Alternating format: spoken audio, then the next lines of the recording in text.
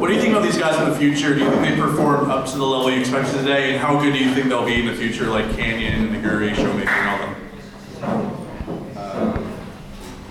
Well, I think they're pretty good in scrims.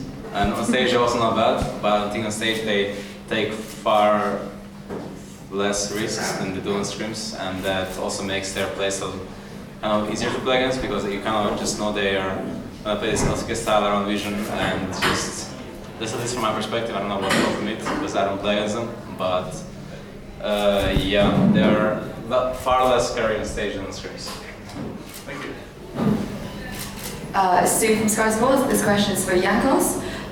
In London, when you guys scrimmed against DAMWON, you said that they're the one team that you didn't want to face in knockouts. But now you've beat them, how do you feel? And also, you said that you really, really want to play SKT in knockouts, and now you've got them for next week, if you want to talk about that as well. Hello. Well, I'm really happy that we did beat DAMWON.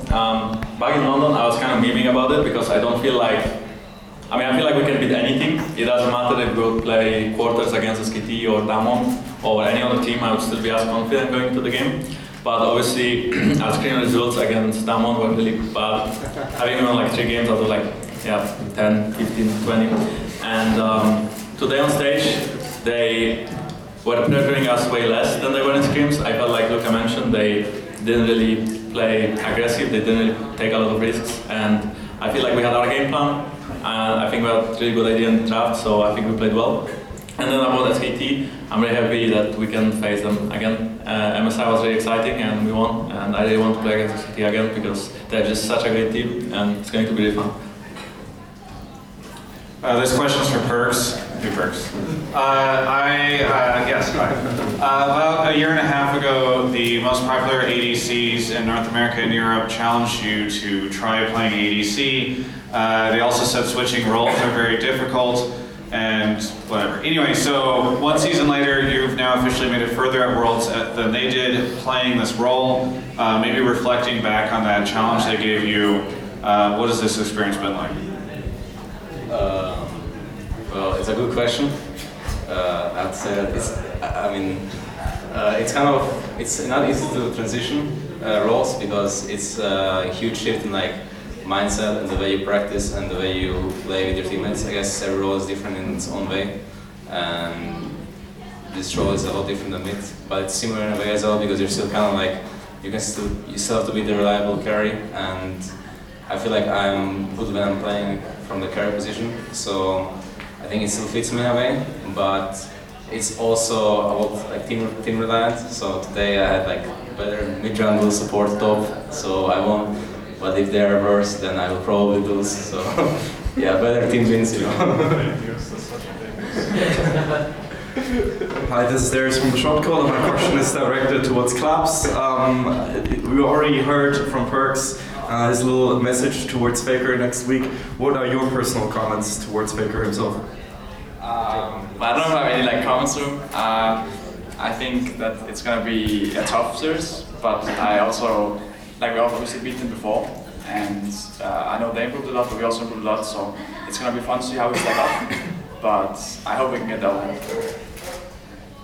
I'm Eric from Esports. I have a question for Perks. A lot of AD carries are trying to play another, marksman champions, and I think it's because of you. And today you just play a lot of marksmen, and you won with them. How do you feel like making the other AD carries and go out of their comfort zone?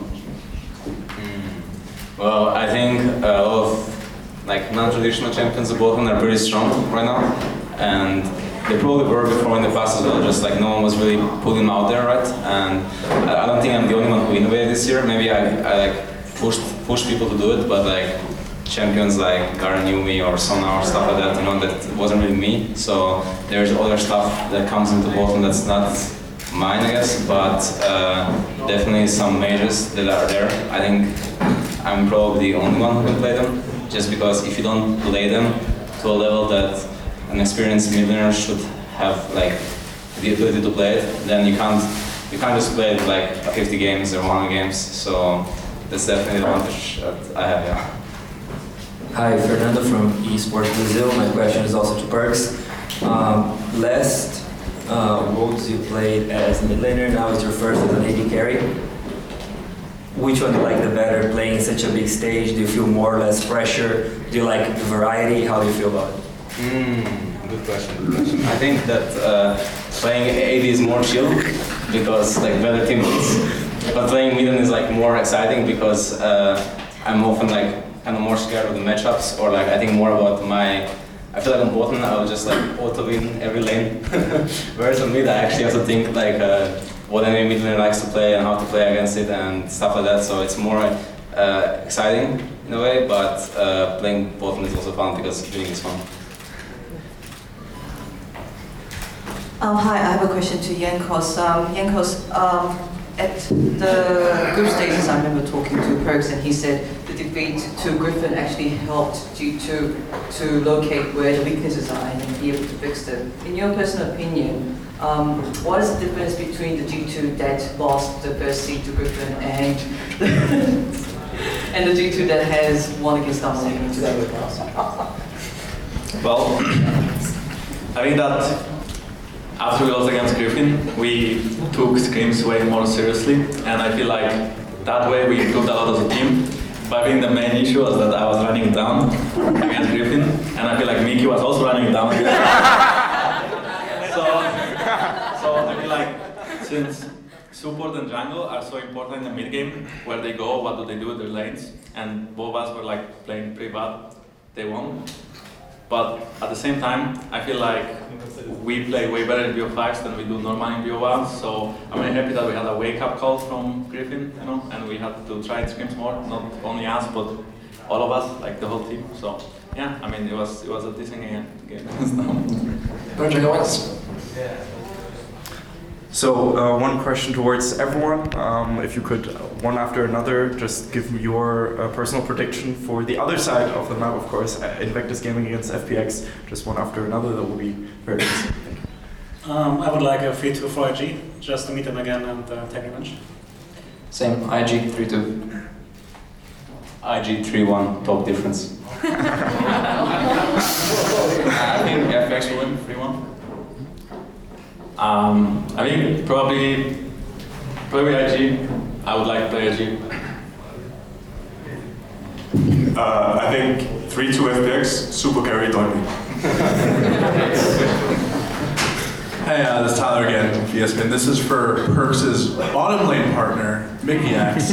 Ocelot on Twitter was talking a little bit about his. You guys had a team dinner last night and gave you some encouraging words. Can you just give us what was his pep talk like going into today's match? First of all, thanks for the question. So basically, he told us to have fun, and he said no matter how it goes, that they're very proud of us. So yeah,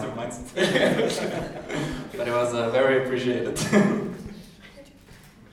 This question is for Wanda. Carlos also said earlier that G2 as a team is absolutely untiltable. Is this true? And if so, how do you guys remain untiltable? Good question, and thank you for the question. I think it's pretty true that we are like less tiltable than other teams. I think we just like realize what went wrong in the games, and then we don't really dwell on it. We just like move on to the next one. Whereas, and I think also our personalities don't really like clash in a way where it becomes an issue for us, especially in the bigger series. I mean, in scrims we have our tilt moments as well, but I think we all know when the pressure is on and when the series is going on. I think we all just want to win it, so it doesn't really matter what happened last game. It's all about the next game, and I think that's like what matters for us. Yeah. Hello, Jankos, what's up? I just want to ask you what has made Europe have such a global impact the last couple of years, because you've been playing for like a pretty long time, and Europe's like pretty dominating now globally. Well, I think that my teams, when I started my career, were not as strong as G2 is right now. So I feel like I improved every year as a player, and I don't feel like I'm playing mechanically as good as like some other like super top tier junglers, at least like on some champions, right? I mean, my Kiana was pretty disgusting, but I feel like since I know so much about the game right now, I know what to do in every situation, and even if I don't, I can count on my team to help me out.